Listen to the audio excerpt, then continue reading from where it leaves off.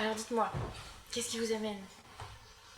20% des personnes que je côtoie disparaissent. Bien.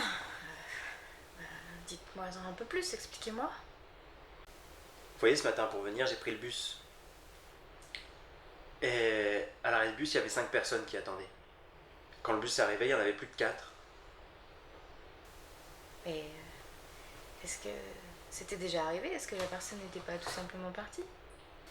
Non, c'est comme ça depuis que je suis tout petit.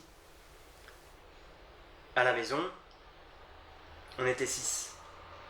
Et puis un matin, on n'était plus que 5. Mon petit frère avait disparu. Et depuis, c'est mathématique. 20% des personnes que je côtoie disparaissent. Mais, mais comment vous vous sentez aujourd'hui avec ça? Quelle est votre démarche?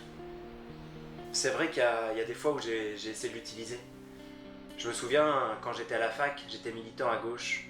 Alors je me suis inscrit au RPR à Levallois-Perret, mais j'ai raté les Balkany. Et puis il y a des fois où c'est pratique. Au supermarché, à la caisse, ma fille elle avance toujours plus vite. Enfin, sauf quand c'est la caissière qui disparaît. Là, mathématiquement, ça prend plus de temps. Mais bon, ça reste un handicap.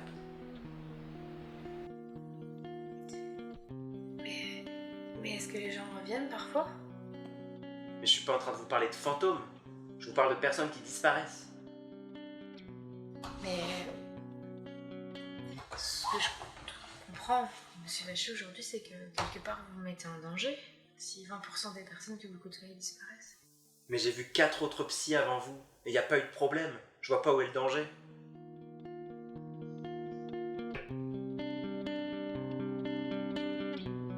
Et si c'est vraiment un handicap pour vous, vous n'avez jamais essayé de vous isoler?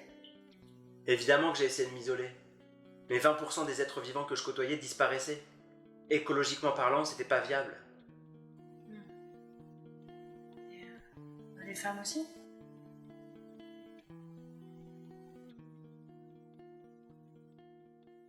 Vous êtes un être vivant.